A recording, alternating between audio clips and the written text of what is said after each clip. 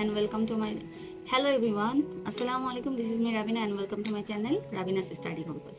আমি আজকে আপনাদের সাথে নিয়ে এসেছি রাইটিং টাস্ক 2 নিয়ে আমি আলোচনা করব এবং রাইটিং টাস্ক 2 তে আমি আমার সময় যতগুলো স্যাম্পল আছে সেগুলোকে আলাদা করে করে আমার কাছে আমি মনে হয় 23 থেকে 24টার মতো পয়েন্ট করেছি, যেমন family related, education related, child related, crime related. তো আমি আজকে আপনাদের সাথে শেয়ার করব ক্রাইম রিলেটেড রাইটিং টাস্ক 2 এর জন্য প্রয়োজনীয় এবং ইম্পর্টেন্ট কিছু টিপস এন্ড ট্রিক্স, সেগুলো প্লাস ভোকাবুলারি। যারা একদম অল্প শর্টকাটে আইএলটিএস এ ভালো স্কোর করতে চান বাট ভোকাবুলারি শিখতে চাচ্ছেন না, তাদের জন্য আমি মনে করি এই ভিডিওটা খুবই ইনফরমেটিভ।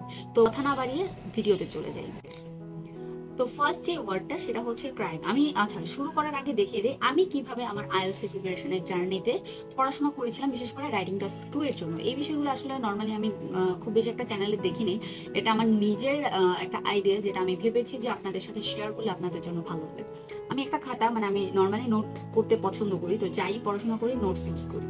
আমি আমার একটা খাতার মধ্যে এভাবে পয়েন্টস করতাম, যেমন আমি যদি রাইটিং, যেহেতু আজকে আমি রাইটিং টাস্ক 2 তে ক্রাইম নিয়ে আলোচনা করবো, সেটা আমি এটা দেখাচ্ছি যে আমি এইটার জন্য ক্রাইম রিলেটেড ওয়ার্ডটার সাথে আর কি কি ওয়ার্ড আমি ইউজ করতে পারি, এবং সেটার জন্য 2টা বা 4টা বা 3টা এক্সাম্পল এভাবে লিখে রেখেছিলাম। যে অনেক সময় দেখা যায় যে সব ওয়ার্ডটা সব সেন্টেন্সের সাথে যায় না, তো কোন ওয়ার্ডটা কোন সেন্টেন্সের সাথে, সেটার জন্য আমি এভাবে লিখে রাখতাম। তো আমি এগুলো আপনাদের সাথে আজকে শেয়ার করবো। এখানে যেমন ক্রাইম দেখা যাচ্ছে, দেন পরে হচ্ছে পরে আমি লিখেছি অ্যারেস্টের যে পয়েন্টটা সেটার এগুলো।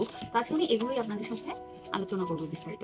তো ক্রাইমকে আমি যেভাবে বলতে পারি, offence, felony, misdeed, violation, criminal act, wrongdoing, then delinquency, illegal activity.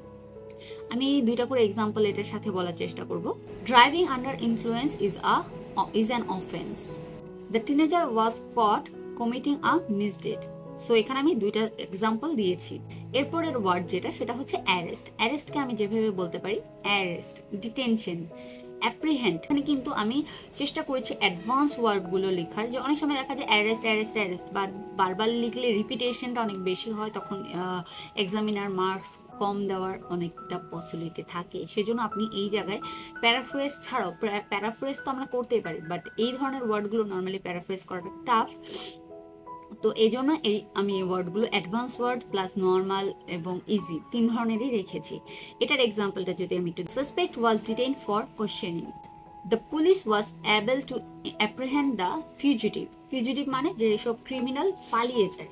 আমার এক্সাম্পলগুলোর মধ্যেও আপনাদের জন্য হেল্পফুল কিছু ওয়ার্ড থাকতে পারে, সেটা আপনারা লিখে রাখতে পারেন। এবং আমি আজকে আপনাদেরকে অনুরোধ করব, যারা আমার আজকের ভিডিওটা দেখছেন তারা প্লিজ একটা খাতা এবং কলম নিয়ে বসবেন, যাতে এই জিনিসগুলো লিখে রাখতে পারেন, তাহলে আপনাদের জন্য ইজি হবে। তারপরে যেটা হচ্ছে সেটা হচ্ছে অ্যারেস্ট করার পর কোথায় নিয়ে যায়, সেটা নিয়েও কিছু ওয়ার্ড, যেমন ডিটেনশন, কাস্টাডি, ইমপ্রিজনমেন্ট, ইনকারসারেশন, এই ওয়ার্ডগুলো আপনারা ইউজ করতে পারেন। আমি যদি এক্সাম্পল বলি, the criminal was placed in detention after questioning, he was taken into custody after committing the crime. এরপরে কিছু ওয়ার্ড আমরা বর্বরতা বোঝাতে ইউজ করতে পারি, যেমন হচ্ছে হেইনিয়াস, ব্রুটাল, মনস্টারাস, ক্রুয়েল, এই ধরনের ওয়ার্ডগুলো মোস্ট অফ দ্য কেসেস যে টেরোরিজম বোঝাচ্ছি বা মার্ডার, রেপ, এই ধরনের ক্রাইম বোঝানোর ক্ষেত্রে আমরা এই ওয়ার্ডগুলো ইউজ করতে পারি। তো চলেন 2টা এক্সাম্পল দেখা। The murder was particularly brutal. আরেকটা খুব কমন ওয়ার্ড, সেটা হচ্ছে ক্রিমিনালকে আমি আর কিভাবে বলবো, ক্রিমিনালকে আরো অনেকভাবে বলা যায়। Criminal, offender, wrongdoer, perpetrator, lawbreaker. He was identified as a serial offender. Police arrested the lawbreaker. পরে আমি পুলিশ ওয়ার্ডটাও অনেক বেশি পেয়ে থাকি, আমরা লিখে থাকি। তো সেই ক্ষেত্রে যে ওয়ার্ডগুলো ইউজ করতে পারি, police, trooper, law enforcement, sheriff ওয়ার্ডটা নর্মালি আমি যখন ইংলিশ আর্টিকেলগুলো পড়তাম সেখানে দেখেছি শেরিফ আর ট্রুপার ওয়ার্ডটা তারা অনেক বেশি ইউজ করতো, পুলিশের থেকে তারা এই ওয়ার্ডগুলো সম্বোধন করতো। তো আপনারাও কিন্তু এই অ্যাডভান্স ওয়ার্ডগুলো ইউজ করবেন এক্সামের সময়। The trooper finally located the perpetrator. এখানে একটা সেন্টেন্সে আমি কিন্তু 2টা অ্যাডভান্স ওয়ার্ড ইউজ করেছি। এবার চলে যাই কিছু ক্রাইম ক্যাটাগরি। অনেক সময় এক্সাম্পল দেওয়ার জন্য বা কী ধরনের ক্রাইম হয়ে থাকে সেটা বোঝানোর জন্য অনেকগুলো ক্রাইম আমাদের প্রয়োজন হয়। ক্রাইমগুলোর ক্যাটাগরি আমি আলাদা করেছি, যেমন আমি প্রোটেস্টকে আমি প্রোটেস্ট, রায়ট, ডেমনস্ট্রেশন বোঝাতে পারি। প্রোটেস্ট আর রায়টের মধ্যে একটু তফাৎ থাকলেও মোস্ট অফ দ্য কেসেস সেমই বোঝা যায়। যেমন যেই প্রোটেস্টটার মধ্যে দাঙ্গা হয়ে থাকে সেটাই হচ্ছে রায়ট, আর যেই প্রোটেস্টটা নর্মাল প্রোটেস্টও হতে পারে, যে মানববন্ধনের মতো, আবার দাঙ্গা টাইপেরও হতে পারে। সো এক্ষেত্রে এই 3টা ওয়ার্ড। দেন আমি থেফট, চুরি, এটাকে বলতে পারি লার্সেনি, এক্সটোরশন, স্টিলিং, এই ওয়ার্ডগুলো ইউজ করতে পারি। রবারি, এটা হচ্ছে ডাকাতি, আমরা তো জানি, এটাকে বার্গলারি বলতে পারি। ব্রেক অ্যান্ড এন্টার বলতে পারি হোম, বা ডেকোইটি বলতে পারি। আরেকটা কমন ক্রাইম সেটা হচ্ছে ব্রাইবারিকে আমরা ব্রাইবারি, কিকব্যাকস, ইভেন যদি কোনো অফিসিয়াল ব্রাইবারি হয়ে থাকে সেক্ষেত্রে আমরা অ্যাবিউজ অফ পাওয়ারও বলতে পারি। মার্ডার, হোমিসাইড, অ্যাসাসিনেশন, এগুলো সবগুলোই কিন্তু খুন, হত্যা এরকম। গানকে আমরা যেভাবে বলতে পারি গান, ফায়ার আর্ম, উইপন, এই 3টা ওয়েতে আমরা গানকে বুঝাইতে পারি।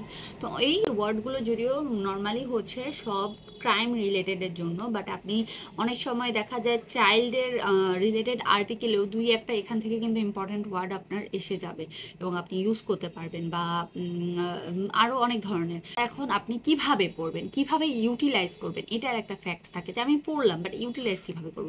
আমি যেটা করতাম, যখনই আমি স্যাম্পল কোশ্চেন ক্রাইম রিলেটেড লিখতাম, পাশে আমি আমার এই খাতাটা ওপেন রাখতাম ফার্স্টে, এবং আমি এক এক দিন এক একটা সিনোনিম দিয়ে লাইনটা শেষ করার চেষ্টা করতাম। যেমন হচ্ছে আমি আজকে যদি ক্রিমিনাল লিখি, কালকে হয়তো বা মানে ক্রিমিনাল লেখার পরে কয়েক জায়গায় আমি অফেন্ডার, রং ডুয়ার, ল ব্রেকার ইউজ করলাম, বাট আর লাগছে না, 3টার বেশি আমার লাগছে না। দেন বাকিটা কোথায় ইউজ করব জানা তো হচ্ছে না।